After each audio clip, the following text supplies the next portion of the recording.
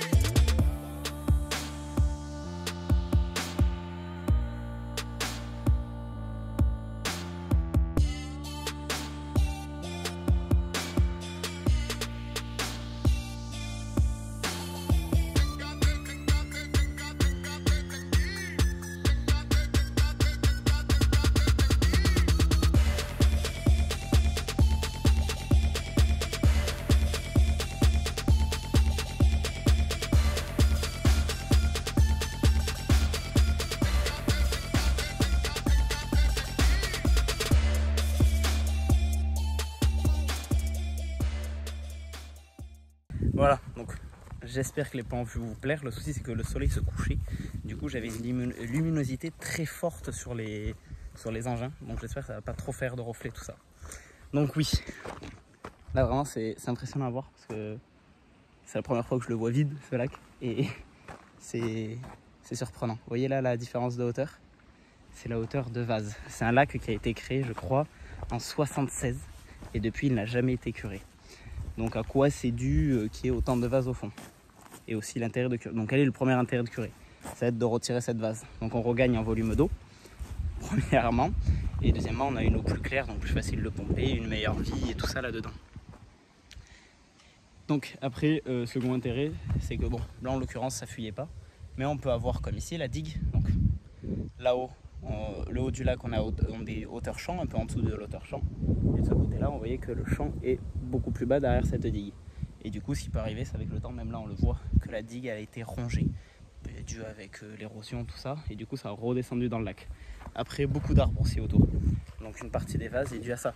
Tout simplement, les feuilles mortes qui tombent en permanence dans le lac, année en année. Du coup, ça va faire 20, ça va faire depuis 76. Et du coup, des arbres et tout encrassent le lac.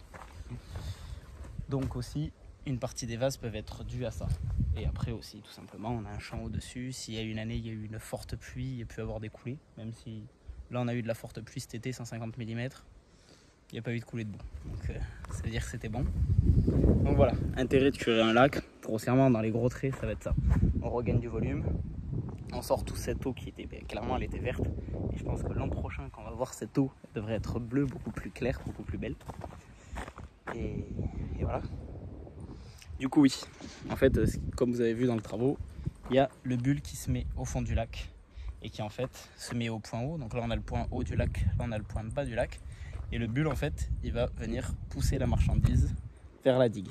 Et le péliste, qui est dans la 926, se met sur la digue et va prendre les vases et les renverse de l'autre côté de la digue. Donc les terres qui sont ici partiront en culture de printemps. Donc vous voyez, c'est de la vase quand même très très liquide. De ce qu'il nous disait, c'est un peu compliqué parce que l'eau a été vidée tard. Du coup les vases est liquide et du coup elle s'étale dans le champ. L'idée à terme, c'est dès que ces vases auront réessuyé, c'est avec le bulldozer, ils vont l'étaler sur le plus possible de surface de champ. L'intérêt c'est pas de mettre une grande épaisseur parce que c'est une vase, c'est une terre un peu hydromorphe. Ça veut dire que sinon ça va être compliqué à retravailler si on met trop d'épaisseur de vase. Donc voilà. Donc vraiment c'est un truc. Tout à l'heure j'étais un peu un enfant pour venir voir ça. Parce que c'est super je trouve. C'est quelque chose que je suis pas habitué à voir. Il y a peut-être des gars qui bossent dans le PP qui voient ça tout le temps. Mais je trouve ça super impressionnant quand même le curage. C'est ouf. Ah oui, un truc à vous montrer aussi parce que on a un été pluvieux comme vous savez par chez nous. Du coup il y a une petite source d'eau qui va venir remplir ce lac toute l'année en fait. Bon, en été en moyenne elle coule pas cette source. Et exceptionnellement cette année, très faible débit mais il y a un peu d'eau. Bon après ils annoncent quand même très sec, très chaud cette semaine. Aujourd'hui on est remonté sur des 35 degrés. Ça va à peu près tourner à ces eaux là toute la semaine. Donc en soi la source devrait pas beaucoup couler. Donc ce qu'ils ont fait, ils ont fait un petit trou d'eau au niveau de la source parce que le souci c'est que si on a envie de l'eau et qu'ils se reprennent en permanence l'eau dans le lac, ça va être galère qu'ils puissent travailler les gars. Donc ce qui s'est passé, c'est que je vais vous montrer où on a notre sortie de la source. C'est comme ça que ce lac se remplit en majorité. Vous voyez, ça coule presque plus. C'est entre ces arbres là. Il doit y avoir une source souterraine et l'eau sort d'ici. Donc là ils nous ont fait un petit trou à la pelle. Petit, je pense que c'est j'ai pied quand même, mais je pense que ça m'arrive facilement au genou. Donc là c'est un trou d'eau. Bon, au début on avait peur, on avait quand même amené une petite pompe au cas où qu'il faille le vider le trou d'eau.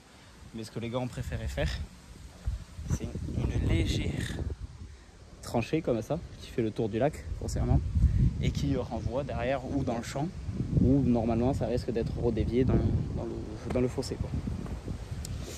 Donc voilà. Du coup ça c'est pour le trop plein. Oui, ce qui a été fait aussi, il y a quelques poissons qui ont été récupérés dans les vases, qui ont été mis dans ce trou d'eau. Et l'intérêt va être que quand on va réouvrir, on puisse remettre des poissons. Même si en moyenne, on sait qu'avec une eau nouvelle et tout ça, ils nous expliquaient qu'il suffisait de quelques poissons pour arriver à repeupler un lac très très rapidement. Parce qu'une eau propre et tout ça, en moyenne, ça les stimule. Surtout s'il y en a quelques-uns dans un poisson, en fait, s'ils sont pleins entassés dans une petite zone, ils vont moins se multiplier. Que là, s'il y en a juste quelques-uns, au début, ça va être explosif et ça va vite proliférer et tout ça. Donc voilà. Donc la petite source d'eau, comme je vous disais, là-bas qui coule. Un petit trou d'eau pour éviter qu'ils reprennent l'eau dans le lac. Et voilà. Et c'est vrai que c'est impressionnant parce que le gars avec le bulle, quand même, ça penche. Et ce matin, il prenait le penchant avec le bulle et tout. Franchement, les chauffeurs de bulle, ils sont chauds. Bon, allez. Du coup, là, je suis venu récupérer une voiture parce qu'on avait plusieurs. On était venu avec le merlot et tout ça. Donc là, hop, j'ai plus qu'à récupérer une voiture. Je rentre à la ferme. Il est 6h, 5h30. Et donc, je vous dis à demain pour la suite des travaux, clairement. Ouais les aigris, du coup hier en fait j'ai complètement oublié de vous parler d'un point hyper important sur les curages des lacs en fait, c'est qu'il y a une grosse réglementation derrière. On peut pas curer un lac comme on veut, du volume qu'on veut et tout ça. Déjà il faut demander l'autorisation pour le curage à lac, donc toute une démarche à faire. Et après il y a un second truc, c'est qu'on peut pas retirer les mètres cubes qu'on veut en fait, c'est pas nous qui le décidons, c'est vraiment l'organisme. Je sais pas exactement c'est quel organisme, mais c'est l'organisme qui est là pour s'occuper de tout ce qui est les eaux, l'environnement et tout ça. Et en fait ils vont nous dire ok bon votre lac on l'estime à par exemple 5000 m3, du coup vous pouvez curer pour récupérer le volume de 5000 m3, mais vous pouvez pas aller au dessus, il y a un contrôle qui est fait derrière et tout ça. Donc c'est quelque chose que j'ai oublié de vous parler hier et je me suis dit ça c'est hyper important parce que on peut pas juste curer un lac comme on veut, comme ci, comme ça, et voilà. On peut pas déformer la forme du lac, il y a beaucoup de choses qui peuvent pas être faites. Nous, le seul truc qui est fait, c'est qu'en fait, ils vont réépaissir un peu la digue. Parce que c'est vrai qu'elle est quand même un peu fine. Maintenant que ce matin, je suis reparti, c'est vrai qu'on voit qu'elle est un peu fine. Du coup, ils vont retalonner la digue. C'est-à-dire qu'avec les fonds de vase durs, quoi, ils vont réépaissir la digue pour lui redonner de la force. Et voilà.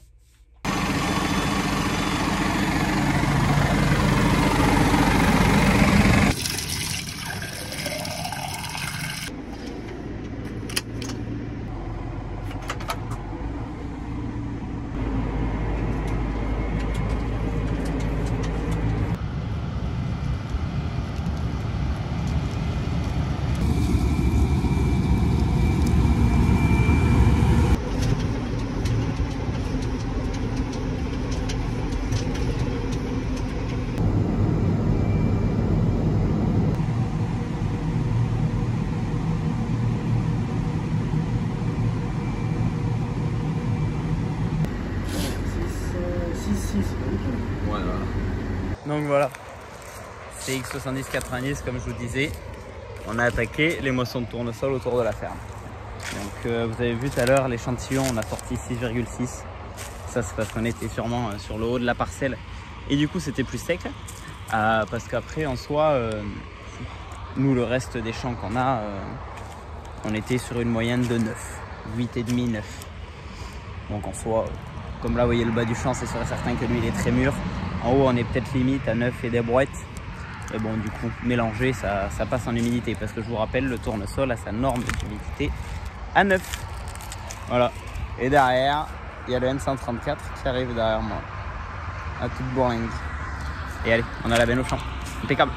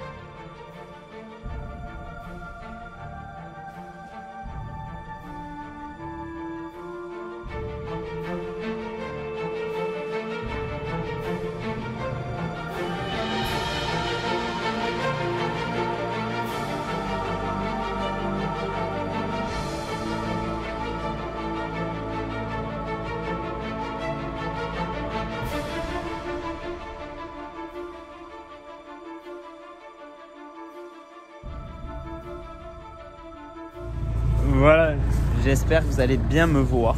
Je vais me mettre comme ça, vous allez peut-être me voir. Donc juste là, je viens de ramener le chariot de coupe. On a un pré juste en dessous de la ferme.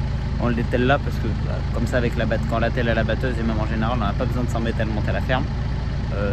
Le peu qu'il y a à faire d'entretien sur le chariot de coupe, on le fait ici, c'est pas compliqué. Du coup voilà, je me dételle le chariot de coupe. Le patron est parti lui monter tranquillement à la ferme. Je dételle ça, journée finie et je vous reprends demain. Parce qu'on a peur que les autres sites de tournesol soient trop limites. Donc on ne sait pas si on va continuer ou pas demain. Allez, je vous dis à demain matin. Bonne nuit tout le monde. Vroom vroom, la CX derrière. On a attaqué. Bon là vous allez me dire, ça paraît pas super mûr. Mais en fait c'est juste le bas de la parcelle. Tout le reste est à sec, impeccable. Du coup on est sur le site à moitié éloigné. Et du coup là on attaque. Je crois qu'il est plein, il va vider la première benne. La première trémie, il nous faut 2 trémies pour remplir une benne. Et impeccable, il est 13 h, on va bientôt bouffer, voilà. Oh non, c'est chaud. Là. Il est beau ce tournesol. Bon attention, hein. Du changement sur le 134. On va pas voir avec le soleil. Mais il a les 2 gyrophares pareil maintenant. Incroyable, investissement. Bon allez, on continue. 8,5 d'humidité à peu près le tournesol, donc impeccable. On avance.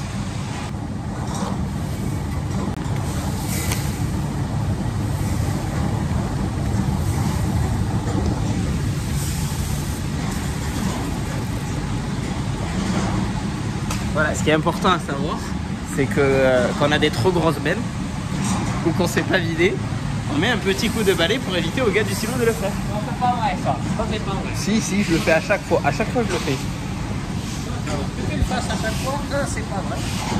Alors là, oh mais grand mensonge.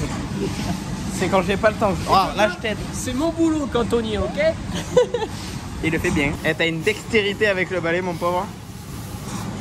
Bon, allez, je vais à la batteuse, moi. Et voilà, allez.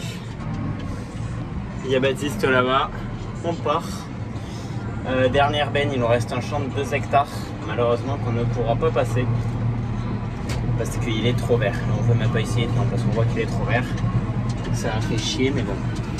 Pas grave, on va pas le moissonner. Là, je repars avec le tracteur benne au champ pour déplacer le chariot de coupe. Parce qu'en fait, je vais poser ma benne pour déplacer le chariot de coupe pour dételer. Et après, on est en week-end. Voilà. Donc, je vous dis à la semaine prochaine, à samedi prochain pour une nouvelle vidéo. J'espère que la vidéo a pu vous plaire. Ciao tout le monde.